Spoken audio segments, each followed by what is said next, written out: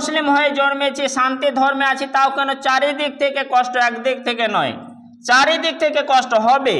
মুসলিম হয়ে থাকতে গেলে মনে করলে হবে না যে অষ্টমঙ্গলার জামাই এসছি, অষ্টমঙ্গলার জামাই এসে যে আদরে শ্বশুর বাড়িতে সম্মান পায়, দুনিয়াতে মুসলিম হয়ে থাকলে এরকম সম্মান পাবো, এটা ভাবলে হবে না। যদি তাই হতো তাহলে যেখান থেকে ইসলাম শুরু হয়েছিল সর্বপ্রথমেই তারা অষ্টমঙ্গলার আদরের জামাই আদরে জীবনটা কাটিয়ে যেতে পারতেন। সূরাতুস সাফ 61 নম্বর সূরা, কুরআনুল কারীমের 61 নম্বর সূরা, সূরাতুস সাফ আয়াত নম্বর 8।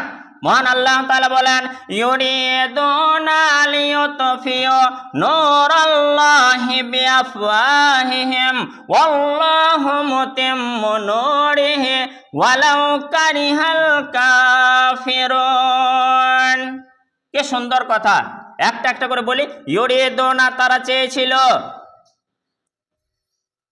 চেয়েছিল ইউরিদুনা লিইউতফিউ নিভিয়ে দিতে, নূর আল্লাহর নূরকে অর্থাৎ ইসলামকে, বিআফওয়াহিহিম কি দিয়ে, মুখের ফু দিয়ে। আগে ননঠন যারা জ্বলাতেন দেখতেন লম্ফটা নিভানোর সময় কি করতেন, হাত দিয়ে তো নয়, কি একটা ফু দিতেন। এখন এমার্জেন্সি চার্জার, এখন আমাদের ফু দেওয়া দরকার নেই, সুইচ। তো আগেকার ননঠন প্রদীপ যাদের বাড়িতে জ্বলতো নেভানোর সময় ফু, তো আল্লাহ রাসূলের জামানায় ননঠন প্রদীপ চলতো, যে কারণে ফু দিয়ে বাতিটা নেভানো হতো। তো আল্লাহ তাআলা সেই ননঠনের উদাহরণ দিয়ে ফু দিয়ে ইসলামকে নিভিয়ে দেব, মিটিয়ে দেব, শেষ করে দেব চেয়েছিল কারা, কাফেরেরা। তো আল্লাহ তাআলা স্বয়ং গার্জেন হিসেবে দায়িত্ব নিয়ে বলেই দিলেন, ওয়াল্লাহু মুতিম্মু নূরিহি ওয়ালাউ কারিহাল কাফিরুন। স্বয়ং আল্লাহ তাআলা নূরকে, ইসলামকে পরিপূর্ণের দায়িত্ব নিয়েছেন, যদিও কাফেরেরা সেটা অপছন্দনীয় ভাবে, কাফেরেরা যদিও সেটা পছন্দ করে না, ভালোবাসে না যে ইসলাম ছড়িয়ে যাক। তো আল্লাহ বলছেন কাফেররা ভালোবাসে বাসুক, না বাসে না বাসুক, আমি চাই ইসলামকে পরিপূর্ণ রাখবো, নিভিয়ে দিতে পারবে না। আল্লাহ তাআলা গ্যারান্টি দিয়ে বলেছেন। তো এটা কি সেই সময়ের জন্য? হ্যাঁ, সেই সময়ের জন্য আয়াত অবতীর্ণ হয়েছিল, ইঙ্গিত করে তাদের দিকে। সেই যে কাফেরেরা ছিল বড় বড়, এটা কিন্তু কিয়ামত পর্যন্ত আনেওয়ালা কাফের তাদের গায়ে তীরের মতো বিদ্ধ হয়ে যাবে, আঘাত করবে যারা ইসলামের ওপর আক্রমণ চালাবে তাদের দিকে। আজকের কি পরিস্থিতি, বিশেষ করে একটা জাতির, সারা বিশ্বের মাটিতে যাদের স্থান দ্বিতীয়, 2 নম্বরে, তাদের কপালে আজকে কেন এত কষ্ট? 1 নম্বর কারণ, বা এই কষ্ট কি হওয়াটা বাঞ্ছনীয়? কষ্টটা কি সাময়িক, শুধু আমাদের জীবদ্দশায়, আগে হয়েছিল পরে হবে? একটা একটা করে ইনশাল্লাহ ভেঙে ভেঙে বলার চেষ্টা করব, যতক্ষণ আছে একটু ধ্যান মন দিয়ে শুনব। যে মুসলিম হবে, শুনে রাখি মোট কথায়, যে মুসলিম, আপাতত একটা কথা যে আল্লাহ ছাড়া আর কোনো ইলাহ নেই, আর মুহাম্মদ সাল্লাল্লাহু আলাইহি ওয়াসাল্লাম আল্লাহ রাসূল। তো আল্লাহ ছাড়া আর কোনো ইলাহ নেই। বিশ্বের মাটিতে যত রকম ধর্ম আছে সমস্ত ধর্মের সঙ্গে এই কথাটা টক্কর হয়, লড়াই হয়। 1 নম্বর পয়েন্ট, যে কারণে সমস্ত ধর্মের কিন্তু অ্যাটাক চলে আসে এই ধর্মের উপর যে লা ইলাহা ইল্লাল্লাহ, আল্লাহ ছাড়া কোনো আর মাবুদ নাই। প্রধান কারণ এইটাই। সমস্ত ধর্মেই তো আছে, কেউ বলে কেউ নেই, আবার কেউ বলে উপরেও আছে নিচেও আছে, এরকম যৌথভাবে ডাকে। কিন্তু শুধু একমাত্র মুসলিম জাতেই নিচের কাউকে ভরসাজনকভাবে ডাকে না, উপরওয়ালাকেই ডাকে, আল্লাহ বলে ডাকে একজনকেই। যে কারণে এই ডাকার কারণে তাদের উপরে সমস্যা।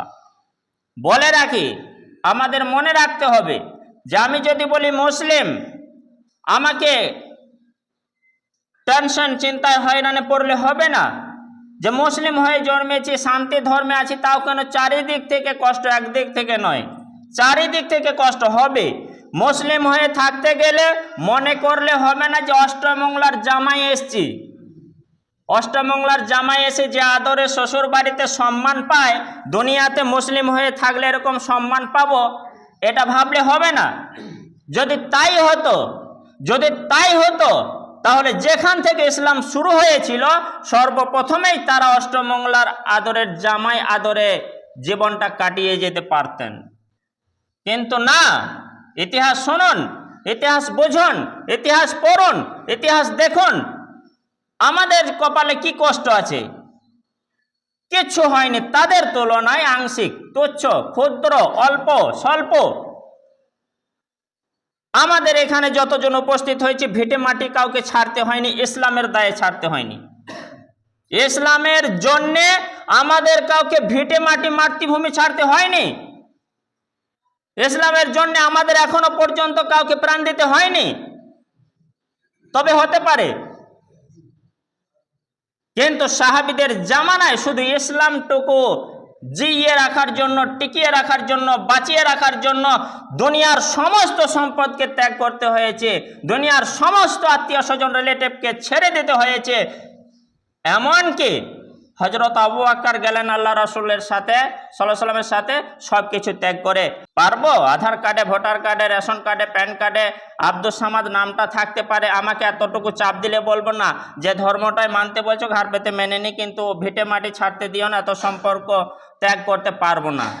ওই গামছা পরে, একটা গামছা পরে আমি বিদেশে যেতে পারবো না, এরকম অনেক মানুষ মানে কমজোরি ইমানদার আছে, এখনো আছে। বলে রাখি, তাদের ইমানকে সংস্কার করতে হবে, কারেকশন করতে হবে। শুধু এতটুকু ভেবে নিতে হবে এখনো যে আমি 2025 সালে প্রস্তুত আছি, তৈরি আছি। যদি দুনিয়ার এক স্থান থেকে অন্য স্থানে স্থানান্তরিত হতে হয় তাও প্রস্তুত আছে, কিন্তু লা ইলাহা ইল্লাল্লাহ বলেন মুহাম্মাদুর রাসূলুল্লাহ এই বাক্যটা ছাড়তে রাজি নাই। ছিল সাহাবীদের জামানায়, কষ্ট আছে, চলছে, চলবে। তবে কি অনেক মানুষ হয়তো অসহায় হয়ে মানে চাপটা বেশি পরিমাণে পড়ে যায়, সহ্য করতে পারে না বলে মুসলিম দিকে শেষ করে দিল। তবে বলে রাখি, খুশির খবর শুনে খুশিটা হবে না, আমি একটা হিসাব দেখাবো। যাদের অঙ্কগণিত, বীজগণিত, পাটিগণিত আপাতত মাথায় ঢোকে ভালোভাবে, তারা সহজেই বুঝতে পারবে। না বসলে আমি চলতি ভাষায় আপনাদের একটা একটা কেটে কেটে হিসাবটা শুনিয়ে দেব। আল্লাহর কসম খেয়ে বলছি, মেম্বারের ওপর চেপে, যদি সারা বিশ্বের যত ধর্ম আছে সব যদি একদিক হয়ে চারিদিক থেকে, ওপর দিক, নিচের দিক থেকে, 6 দিক থেকে যদি মুসলিমের উপর আক্রমণ চালায়, কিয়ামত পর্যন্ত মুসলিমকে শেষ করে দিতে পারবে না। বলি আলহামদুলিল্লাহ, পারবে না। হিসাব দিয়ে আপনাদের একটা একটা করে বুঝিয়ে দেব, সেটা তো আল্লাহর কুদরত কারিশমা আছে।